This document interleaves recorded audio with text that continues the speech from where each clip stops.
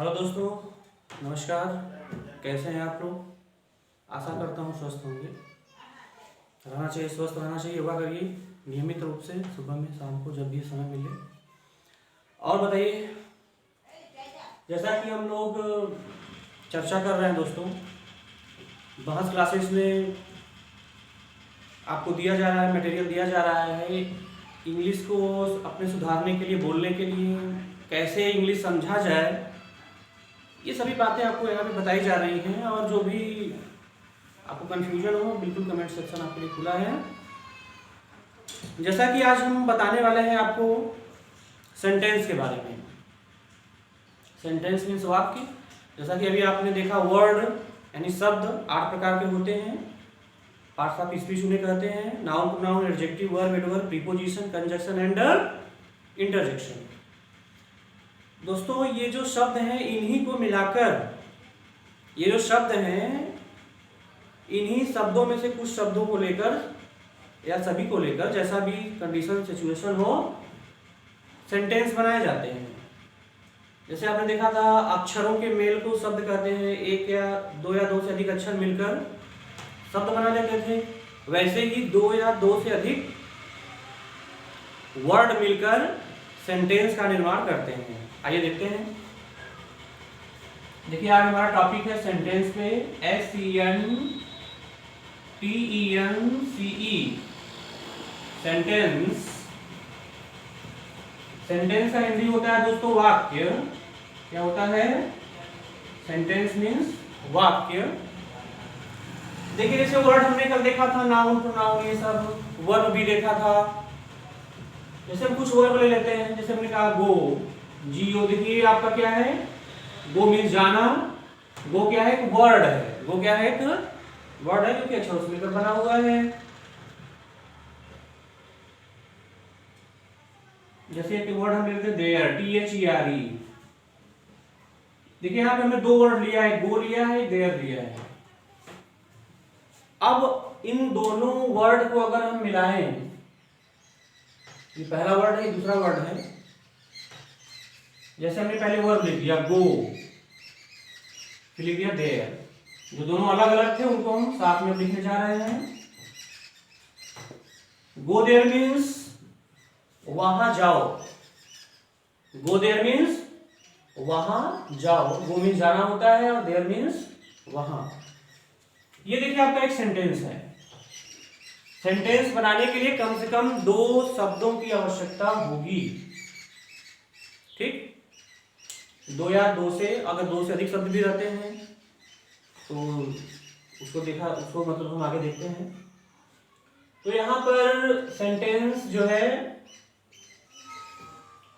शब्दों को मिलाकर सेंटेंस का निर्माण होता है। और जो सेंटेंस है दोस्तों, ये सेंस के अनुसार, according to sense, there are 5 kinds. There are 5 kinds of sentences. यानी कि भाव के अनुसार जो हमारे वाक्य हैं, कुल मिलाकर 5 प्रकार के होते हैं।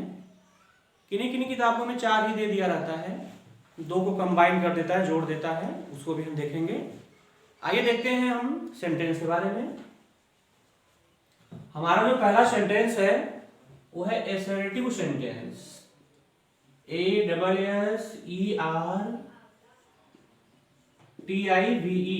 Assertive sentence. अब देखिए, एसर्टिव सेंटेंस क्या होता है? इसका मतलब होता है एसर्ट, मतलब होता है एसर्ट, मतलब किसी को कुछ कहना। किसी को कुछ कहना। जैसे हम क्या है, मदन मेरा मित्र है, तो मदन को लेकर हम कुछ कह रहे हैं, तो मदन मेरा मित्र है। ये एक सेंटेंस है। और कैसा सेंटेंस है? एसर्टिव, क्योंकि उसके बारे में हम कुछ कह रहे हैं। जैसे देखिए, Madan is my friend. Madan मेरा मित्र है। इज मीन्स है। अब देखिए, इसमें कितने वर्ड है दोस्तों? पहला वर्ड आपका मदन है, दूसरा इज, माई फ्रेंड। तो कितने वर्ड्स है इसमें? 1 2 3 एंड 4। तो जैसा कि आपको बताया गया था कि वर्ड को मिलाकर सेंटेंस बनाए जाते हैं। देखिए इसमें 4 वर्ड आए हुए हैं। मदन आपका नाउन है, इज क्या है, वर्ब कहलाता है, ये आपका प्रोनाउन है, फ्रेंड भी नाउन है। नाउन मीन्स फ्रेंड जो है नाम ही है, एक तरह से कॉमन नेम है। अभी कॉमन नाउन के बारे में भी समझाया जाएगा। तो देखिए यहाँ पे जो सेंटेंस बना हुआ है इसमें आपको ये जानना है कि ये एसर्टिव क्यों है। एसर्टिव मतलब कथनात्मक वाक्य, माने कि किसी के बारे में कुछ कहा जाए। मदन इज माई फ्रेंड, तो मदन के बारे में कुछ कहा जा रहा है। जैसे हम कहें कि you are my student, we are rich, माने हम लोग धनी हैं। जैसे हम कहें कि दैट इज अ कैट, ये एक सेंटेंस है। सेंटेंस है, किस प्रकार का सेंटेंस है, असर्टिव है, क्योंकि यहाँ पे दैट इज अ कैट मतलब वह एक बिल्ली है, तो बिल्ली के बारे में कुछ बातें कही जा रही हैं। ठीक, तो ये आपका सेंटेंस है। तो जैसे हम इसी में अगर नॉट का भी यूज करते हैं, नॉट मीन्स नहीं होता है। जैसे हम कहते हैं Madan is not, NOT not, Madan is not my friend, Madan मेरा मित्र नहीं है। देखिए जब नहीं का मीनिंग बनाना होता है दोस्तों, तो हेल्पिंग वर्ब जो इज आर एन है, इज आर एन, उसी के बाद नॉट का यूज करना होता है। That is not a cat, वह एक बिल्ली नहीं है, तो ये भी तो किसी के बारे में कहा ही जा रहा है, तो ये भी आपका सेंटेंस है और सेंटेंस में असर्टिव है। यानी अगर ऐसे कर लीजिए कि असर्टिव के 2 टाइप होते हैं, 2 प्रकार होते हैं। पहला आपका है ये अफर्मेटिव है, ऊपर वाला अफर्मेटिव मतलब बिल्कुल ही साधारण, AFFIR अफर्मेटिव। और ये जिसमें अगर नहीं आ गया तो आपका ये निगेटिव कहलाएगा।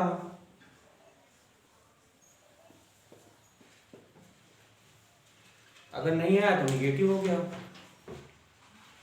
यानी 2 प्रकार के सेंटेंसेस, मतलब असर्टिव में 2 प्रकार हुए, affirmative and negative, affirmative and negative.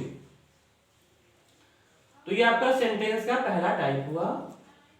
देखिए लेटर आपने देखा, वर्ड देखा, वर्ड के तो आपने काइंड्स भी देखा, पार्ट्स ऑफ स्पीच जिसको बोलते हैं। अब सेंटेंस के काइंड्स हम देख लेते हैं, उसके बाद फिर इंग्लिश बोलने का प्रैक्टिस हम लोग करेंगे। आइए देखते हैं। तो इस तरह से आपका ये असर्टिव सेंटेंस हुआ दोस्तों पहला। असर्टिव के बाद दूसरा है interrogative sentence. Interrogative sentence, interrogative का मीनिंग बोलिए क्या क्या होता है, कितने लोगों को पता है?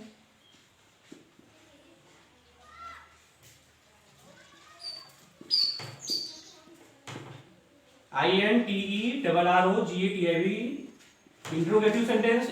जैसा कि इंट्रोगेटिव का मतलब होता है प्रश्न पूछना। इंट्रोगेटिव का मतलब क्या होता है? प्रश्न पूछना। जैसे हम कहें कि क्या आप ठीक ठाक हैं, तो आपसे प्रश्न पूछ रहे हैं कि क्या आप ठीक ठाक हैं, आप आंसर देंगे कि यस या नो में आंसर देंगे। या हम कहें कि क्या वह एक ईमानदार लड़का है, मतलब हमें पता नहीं है कि वो कैसा है, तो हम आपसे क्वेश्चन पूछ रहे हैं कि क्या वह एक ईमानदार लड़का है। तो यहाँ पर भी हमने आपसे क्वेश्चन पुटअप किया, यानी कि पूछा, तो आप आंसर देंगे। तो देखिए जो ऐसे वाक्य जो प्रश्न के पूछने को बताएं, वाक्य क्या है? Interrogative sentence. जैसे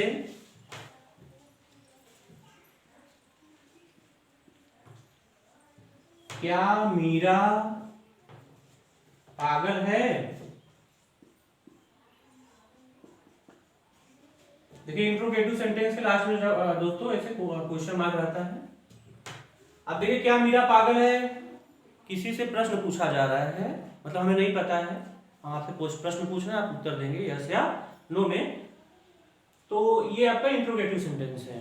अगर क्या से स्टार्ट हो जाता है तो इंट्रोगेटिव सेंटेंस हुआ। जैसे आपने देखा कि असर्टिव के दो टाइप थे, वैसे इंट्रोगेटिव के भी दो टाइप हैं, एक क्या से स्टार्ट होने वाले। अच्छा, इसका अगर हम कहें ट्रांसलेट क्या होगा, तो देखिए उसका ट्रांसलेट देख लीजिए। अगर कभी भी सेंटेंस क्या से स्टार्ट होता है तो क्या का मीनिंग कभी नहीं बनाया जाता, कभी नहीं बनाया जाता, चाहे सेंटेंस हो, चाहे टेंस हो, चाहे क्लास हो, चाहे जो भी हो। तो क्या का नहीं बनेगा दोस्तों। सबसे पहले हम हेल्पिंग वर्ब का यूज करते हैं है के लिए, उसको हेल्पिंग वर्ब बोलते हैं। क्यों हेल्पिंग वर्ब कहते हैं उसको भी देखते हैं। तो है का मीनिंग यहाँ पे आप इज और आर, दो मीनिंग होता है के लिए, इज और आर। तो यहाँ पे हम इज लगाएं कि आर लगाएं, वो हमें देखना पड़ेगा सब्जेक्ट को।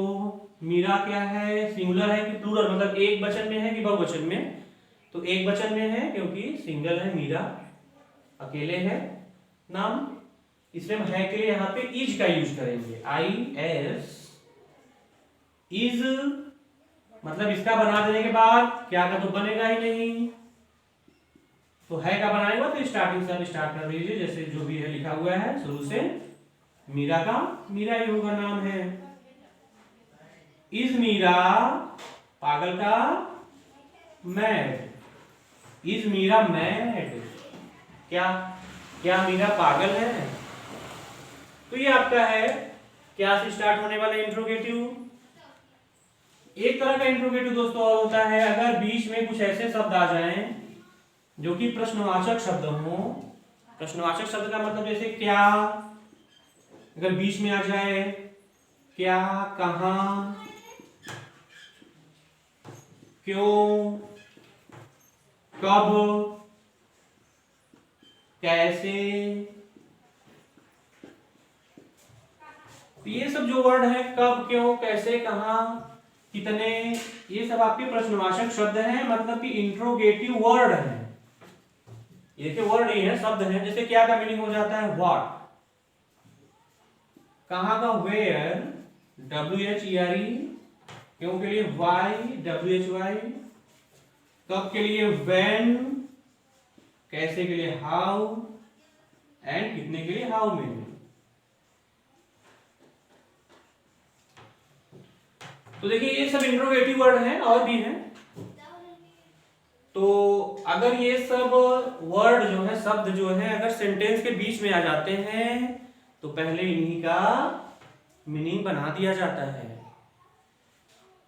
ठीक, जैसे हम कहें कि तुम कहाँ हो, जैसे हम किसी से बात कर रहे हैं फोन से, भाई कहाँ हो, तुम कहाँ, आप कहाँ हैं, यानी कि उनसे प्रश्न पूछें कि आप कहाँ हैं, यानी कि प्रश्न पूछे, यानी कि प्रश्नवाचक वाक्य हो गया। प्रश्नवाचक वाक्य मतलब इंट्रोगेटिव सेंटेंस। तो ऐसा सेंटेंस जिससे प्रश्न के पूछने का ज्ञान हो, वो क्या है, इंट्रोगेटिव सेंटेंस है। जैसे हम कहें कि तुम क्यों रो रहे हो, तुम क्यों रो रहे हो, कोई रीजन होगा, कारण आपसे पूछे, आप अपने आंसर देंगे। कब के लिए जैसे व्हेन है, हम कहें कि वह कब आएगा, ये भी इंट्रोगेटिव सेंटेंस हो गया।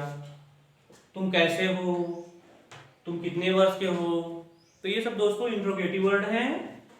इनके बारे में हम थोड़ा ट्रांसलेट भी देख लेते हैं एक दो, आगे चल के तो विधिवत इनका हम नॉलेज लेंगे, लेकिन अभी थोड़ा सा देखते हैं। जैसे हम कहें कि तुम कहां हो,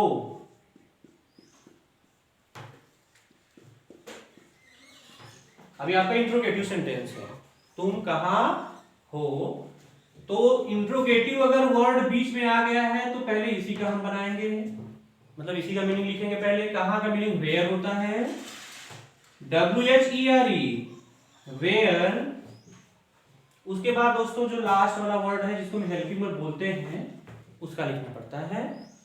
तो हो का मीनिंग तो आर होता है हमेशा, ARE। वेयर आर, क्या बच रहा है, यू, वेयर आर यू। देखिए जब भी इंट्रोगेटिव बीच में आएगा तो सबसे पहले इसी का बनाना पड़ेगा, ये आपको दिमाग में रखना है कि कोई भी अगर आपको किसी से भी प्रश्न पूछना है तो पहले इंट्रोगेटिव वर्ड का यूज करिए, फिर उसके बाद जो लास्ट में है या है, हो, हूं, था, थे, थी है, उनका बना दीजिए, फिर जो बचते हैं उनका बनाइए। ये पैटर्न रहा इंट्रोगेटिव का। वेयर आर यू, तुम कहां हो। जैसे हम तुम कौन हो, ये सब सेंटेंस ज्यादातर यूज किए जाते हैं डेली लाइफ में। तुम कौन हो, तो कौन का मीनिंग क्या होता है, तो ये देखिए इंट्रोगेटिव वर्ड, हम आपसे क्वेश्चन पूछ रहे हैं तुम कौन हो, आप आंसर देंगे। इसका ट्रांसलेट कैसे किया जाए, पहले इंट्रोगेटिव वर्ड का बनाइए, हु, WHO। अभी आपने पैटर्न पीछे सीखा, पहले इंट्रोगेटिव फिर लास्ट वाले वर्ड का हु आर यू।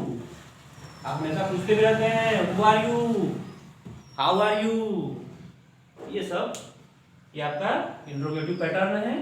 तो हम आगे वीडियो देखते हैं नेक्स्ट क्लासेस में, तब तक के लिए नमस्कार।